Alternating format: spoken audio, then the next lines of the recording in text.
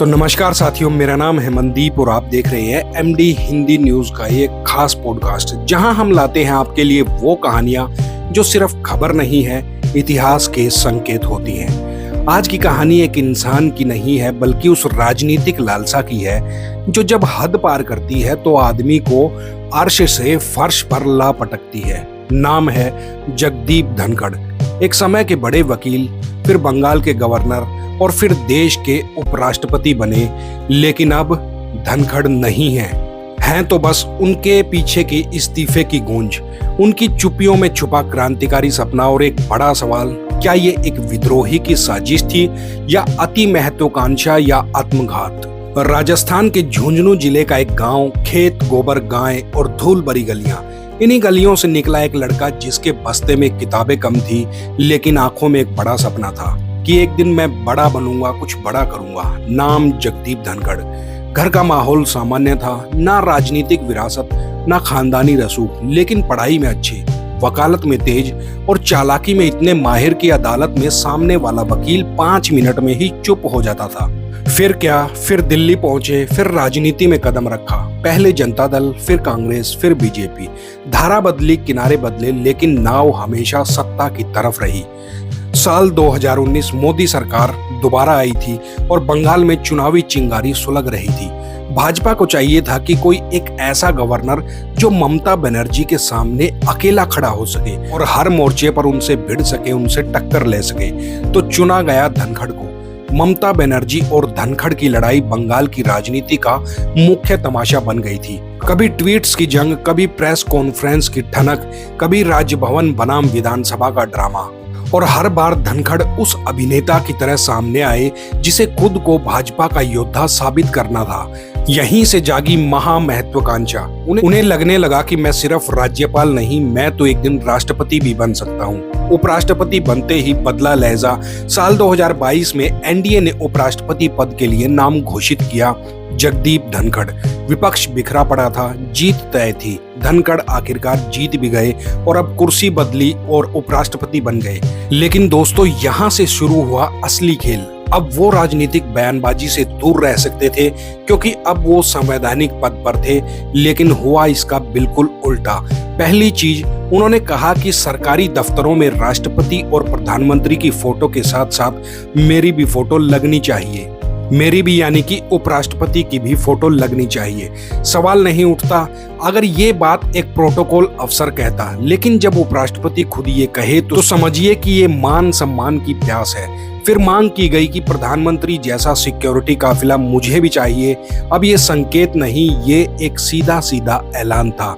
मैं सिर्फ नंबर 2 नहीं, मैं नंबर 1 बनने की राह पर हूँ। जो चुप था वही अब सबसे ऊंचा बोल रहा था। उपराष्ट्रपति की कुर्सी पर बैठने के कुछ ही महीनों बाद धनखड़ ने अपनी चालों को धोखे से ढालना शुरू कर दिया। अब उन्होंने मिलने जुलने वालों की लिस्ट बदलनी शुरू कर दी। पहले जो पत्रकार भाजपा के पक्ष में बोलते थे उनसे दूरी बना ली और अब मिलने लगे थे सरकार विरोधी पत्रकारों से। कुछ कांग्रेस नेताओं से गुप्त मुलाकातों की खबरें भी चली और फिर बुद्धिजीवियों के साथ बंद कमरे में बैठकों का सिलसिला। लेकिन ये सब अकेले में नहीं चल रहा था, साथ ही एक और बड़ी रणनीति का काम चल रहा था, सुप्रीम कोर्ट को निशाना बनाने की। अब आप सोचिए, देश का उपराष्ट्रपति जो खुद एक वकील रहा है, जिसने सुप्रीम कोर्ट में सालों तक प्रैक्टिस करी है, वही अब बोलता है सुप्रीम कोर्ट भ्रष्ट हो गया है, न्यायपालिका में पारदर्शिता नहीं है, लोकतंत्र खतरे में है और उसका सबसे बड़ा दोषी है कोर्ट। अब ये बातें क्या आम हैं? नहीं, बिल्कुल नहीं। ये एक राजनीतिक युद्ध की शुरुआत थी और इनमें उन्हें सिर्फ आलोचना नहीं चाहिए थी, बल्कि एक नायक बनना था, नायक के रूप में उभर कर सामने आना था। उन्हें उम्मीद थी कि ये लड़ाई उन्हें न्याय का क्रांतिकारी बना देगी, जैसे वीपी सिंह 1989 में भ्रष्टाचार के खिलाफ योद्धा बन के उभरे थे। वैसे ही धनखड़ सोचने लगे कि अगर मैं सुप्रीम कोर्ट से भिड़ूंगा तो मैं अगला बड़ा चेहरा बन सकता हूँ। लेकिन गलती कहाँ हुई? उन्होंने ये भूल कर दी कि प्रधानमंत्री नरेंद्र मोदी और भाजपा इतनी आसानी से सहन नहीं करेंगे।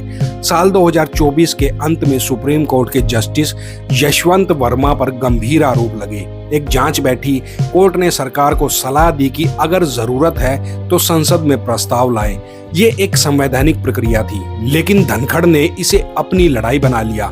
विपक्ष ने जो महाभियोग प्रस्ताव राज्यसभा में लाने की कोशिश करी थी, बाद में पता चला कि उस प्रस्ताव पर एक सांसद के 2 बार दस्तखत हैं, मतलब तकनीकी गड़बड़ी है। अब कोई और होता तो चुप कहता, गलती हो गई, दोबारा दस्तखत करवा लो। लेकिन धनखड़ ने इस घटना को मंच बना लिया। उन्होंने प्रेस में जाकर बयान दिया, फिर अपनी वेबसाइट पर लेख डाला, फिर ट्वीट किया, फिर भाषणों में बार बार दोहराया, मैं ही हूं जो न्यायपालिका में भ्रष्टाचार के खिलाफ बोल रहा हूं।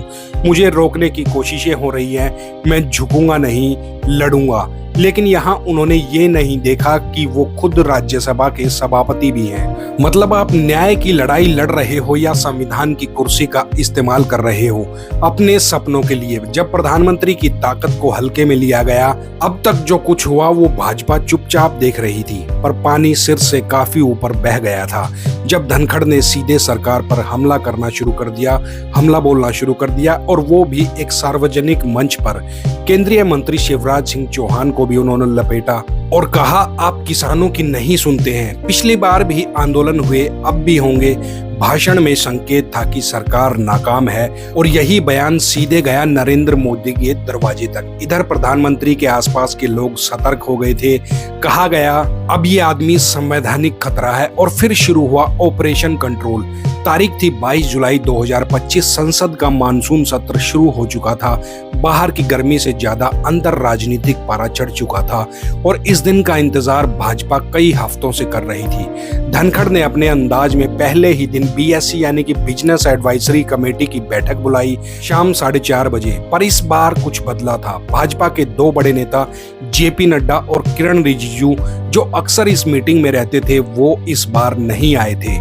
बात सीधी और साफ थी कि सरकार अब आपको गंभीरता से नहीं ले रही है। इस इग्नोर को धनखड़ ने महसूस कर लिया था उसी रात। उन्होंने अचानक राष्ट्रपति से मुलाकात का समय मांगा, और फिर रात 8:30 बजे धनखड़ राष्ट्रपति भवन पहुंचे। राष्ट्रपति द्रौपदी मुर्मू से मुलाकात हुई और उन्होंने अपना इस्तीफा सौंप दिया। मुलाकात खत्म होते ही रात 9:01 पर उनका इस्तीफा सोशल मीडिया पर अपलोड हो गया। वो भी जो हुआ था पीडीएफ फॉर्मेट में, साइन के साथ। वर्डिंग बिल्कुल फिल्मी, मैं अपनी अंतरात्मा की आवाज पर इस्तीफा दे रहा हूँ, मेरी तबीयत जो है वो अब ठीक नहीं रहती। अब यहाँ गौर कीजिए, उन्होंने सरकार को कोई पूर्व सूचना नहीं दी, ना ही कैबिनेट सचिवालय से मंजूरी का कोई इंतजार किया, ना राष्ट्रपति के औपचारिक नोटिफिकेशन का। ये एक तरह का पब्लिकली रिवेंज था। मतलब तुमने मुझे साइडलाइन किया, अब मैं तुम्हें सस्पेंस में डाल दूंगा। लेकिन वो भूल चुके थे कि ये भाजपा है, यहाँ सस्पेंस बिल्कुल भी नहीं चलता, सिर्फ स्क्रिप्ट चलती है। अब आप सोचिए, कोई उपराष्ट्रपति अगर इस्तीफा नहीं देता तो उसे हटाने का तरीका क्या होता है? महाभियोग, जिसे इम्पीचमेंट बोलते हैं। पर महाभियोग किसी जज पर लाना आसान है, पर उपराष्ट्रपति पर नहीं। वो तो सरकार की फजीहत भी करवा सकता है। तो सूत्रों के मुताबिक धनखड़ को सीधे संदेश दिया गया था, या तो इस्तीफा दे दो या फिर हम लोकसभा में महाभियोग प्रस्ताव लाकर तुम्हें हटा देंगे। और ये कोई हवाई बात नहीं थी।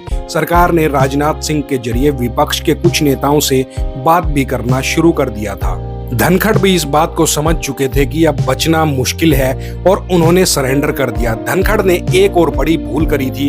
उन्हें लगा था कि मोदी 240 सीटों के बाद कमजोर हो गए हैं। उन्होंने बीजेपी को कमजोर आंक लिया था, संघ को नजरअंदाज कर दिया था, और सोचा कि विपक्ष के साथ मिलकर क्रांतिकारी अवतार में वो अपनी नई पारी शुरू कर सकते हैं। लेकिन मोदी ने एक बार फिर साबित कर दिया, मेरे खिलाफ खड़े होने वाला कोई नहीं टिक सकता, चाहे वो विपक्ष से हो या अपने ही परिवार से। और यही वजह थी कि धनखड़ का ऑपरेशन क्रांति ऑपरेशन खामोशी में बदल गया। अब इस पूरी घटना से एक बड़ा सवाल उठा, क्या भाजपा को बाहरी लोगों को इतनी ऊंची कुर्सियां देनी चाहिए? धनखड़ का कोई वैचारिक आधार नहीं था। वो ना संघ के आदमी थे, ना कैडर से निकले थे, ना पार्टी की राजनीति में पले बड़े थे। बस एक अच्छा वकील, एक अच्छे गवर्नर, और फिर अचानक उपराष्ट्रपति। और यही गलती थी, ठीक वैसे ही जैसे सत्यपाल मलिक, वीरेंद्र सिंह, आरके सिंह, इन सब का भी अंत भाजपा में बागियों के रूप में हुआ था। तो अब सवाल ये आता है कि कटप्पा को पालना ही क्यों? जब इतिहास ये कहता है कि छोटा आदमी बड़ी कुर्सी पर बैठ जाए तो कुर्सी का कद जो है वो छोटा हो जाता है, तो क्यों बार बार वही गलती? तो अब सवाल ये भी है कि धनखड़ जाएंगे कहाँ? क्या वो राजनीति से संन्यास ले लेंगे या फिर क्रांतिकारी बनकर विपक्ष के नेता बनेंगे? अब यहाँ दो रास्ते बनते हैं। पहला रास्ता संन्यास की चादर हो सकता है। धनखड़ कुछ महीनों तक चुप बैठेंगे, मीडिया से दूरी, भाषणों से परहेज, प्रेस नोट्स के जरिए अपनी छवि को शांत योगी जैसा बनाना। लेकिन ये जो शांति होगी वो तूफान से पहले की शांति होगी, क्योंकि धनखड़ की अति महत्वाकांक्षा कभी स्थिर नहीं रहेगी। वो अगर 2 साल तक उपराष्ट्रपति पद पर थे तो हर महीने वो खुद को एक प्रधानमंत्री उम्मीदवार के तौर पर देखते रहे। तो क्या वो सिर्फ रिटायर हो जाएंगे? मुमकिन नहीं लगता, बिल्कुल ऐसा नहीं लगता। दूसरा रास्ता क्रांतिकारी की वापसी। दूसरा रास्ता ये है कि धनखड़ खुद को अब सरकार विरोधी नेता के रूप में स्थापित करने की कोशिश करेंगे, यानी प्रेस क्लब में जाकर प्रेस कॉन्फ्रेंस, सिस्टम के खिलाफ संघर्ष की नई परिभाषा, सुप्रीम कोर्ट की संवेदनहीनता पर किताब, किसानों के हक में वीडियो और धीरे धीरे एक नया नैरेटिव गढ़ना। मुझे हटाया गया क्योंकि मैंने सच बोला। इस पूरे प्लान का मकसद क्या होगा? 2019 के चुनावों से पहले खुद को विपक्ष का बड़ा चेहरा बनाना। हो सकता है कांग्रेस, टीएमसी या इंडिया गठबंधन उन्हें एक भूमिका दे, या वे खुद किसी जन आंदोलन के जरिए वापसी करें। धनखड़ के इस्तीफे के बाद विपक्ष ने कुछ चौंकाने वाली बातें भी कही हैं। राहुल गांधी ने कहा कि अब भी देश में ऐसे लोग हैं जो सत्ता के खिलाफ खड़े हो सकते हैं। वहीं टीएमसी नेता बोले, धनखड़ जी को देर से समझ आया कि मोदी शाही में लोकतंत्र दम तोड़ रहा है, और कुछ पत्रकारों ने तो उन्हें न्यू वीपी सिंह कहना शुरू कर दिया। लेकिन यहाँ भी एक ट्विस्ट है। क्या विपक्ष धनखड़ पर भरोसा करेगा? क्या उनके पास भाजपा की पृष्ठभूमि है? संघ से टकराव की कोई ठोस मिसाल नहीं है, और सबसे बड़ी बात, वो किसी विचारधारा से नहीं, सत्ता से जुड़े हैं। तो जो शख्स कल तक मोदी सरकार का हिस्सा था, क्या वो आज लोकतंत्र का नेता बन सकता है?